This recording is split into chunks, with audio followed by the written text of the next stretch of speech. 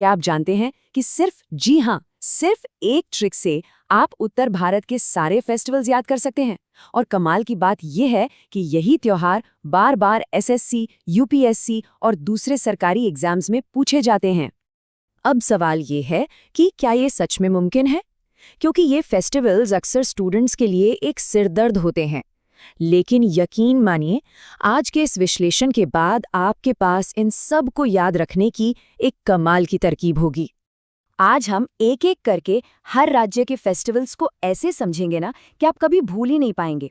तो आखिर तक जरूर बने रहिएगा, क्योंकि एंड में मैं वो एग्जाम ट्रिक और प्रीवियस ईयर क्वेश्चंस का पूरा पैटर्न भी बताने वाला हूँ। तो चलिए अपनी यात्रा शुरू करते हैं भारत के ताज से, यानी उत्तर के खूबसूरत पहाड़ी राज्यों जम्मू कश्मीर और हिमाचल प्रदेश से। जम्मू कश्मीर में सबसे पहले बात करते हैं ट्यूलिप फेस्टिवल की। देखिए, इसमें याद रखना है लोकेशन श्रीनगर।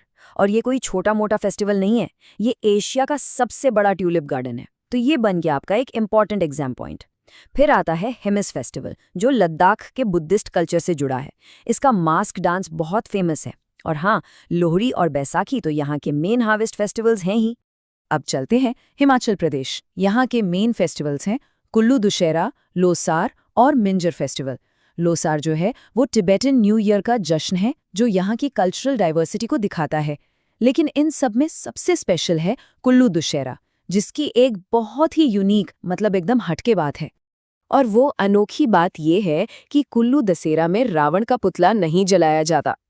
सोचिए, पूरे भारत से अलग, और एग्जामिनर को ऐसी ही यूनिक चीजें पसंद होती है। इसीलिए ये एक बहुत ही इंपॉर्टेंट PYQ यानी प्रीवियस ईयर क्वेश्चन है। इसे तो दिमाग में बैठा लीजिए। अच्छा, तो पहाड़ों से उतरकर अब हम आ गए हैं मैदानी इलाकों में। अब हम देखेंगे पंजाब और हरियाणा के त्योहारों को, जो कल्चर के मामले में काफी जुड़े हुए हैं। पंजाब की बात करें तो लोहरी और बैसाखी यहाँ के सबसे बड़े हार्वेस्ट फेस्टिवल्स हैं। बैसाखी सिर्फ फसल कटाई का त्योहार ही नहीं, बल्कि इसे सिख न्यू ईयर के तौर पर भी मनाया जाता है। और गुरु नानक जयंती तो सिख धर्म का सबसे पवित्र त्योहार है ही। एक बात और, बैसाखी पंजाब और हरियाणा दोनों में मनाया जाता है।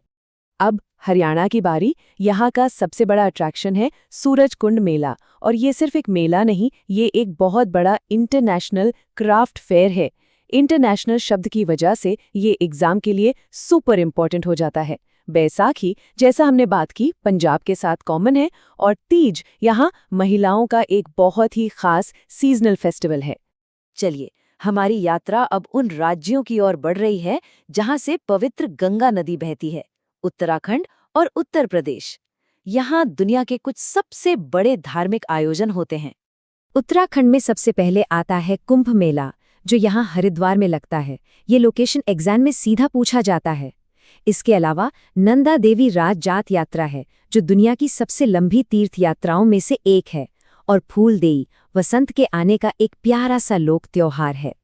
अब उत्तर प्रदेश देखिए, यहाँ भी कुंभ मेला होता है, लेकिन प्रयागराज में।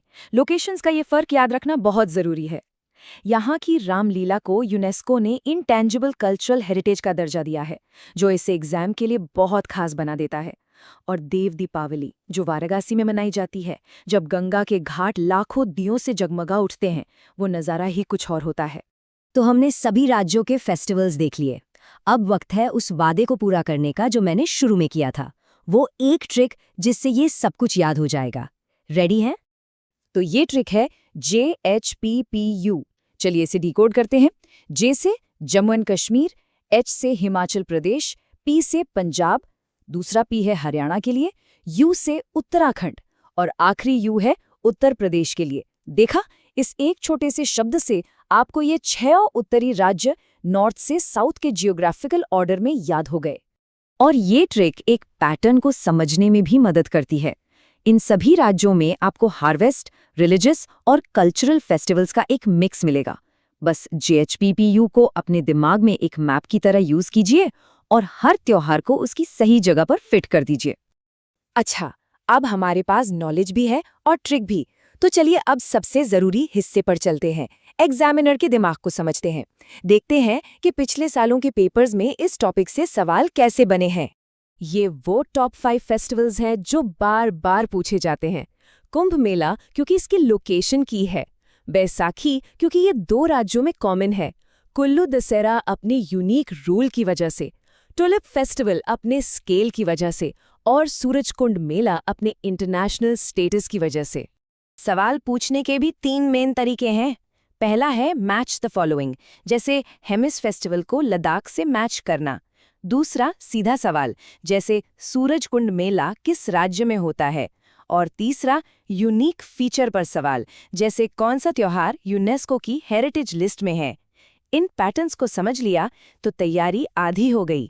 और आखिर में बस ये एक बात याद रखिए, असली खेल सिर्फ फैक्ट्स जानने का नहीं है, बल्कि ये समझने का है कि कोई फैक्ट एग्जाम के लिए चुना ही क्यों जाता है।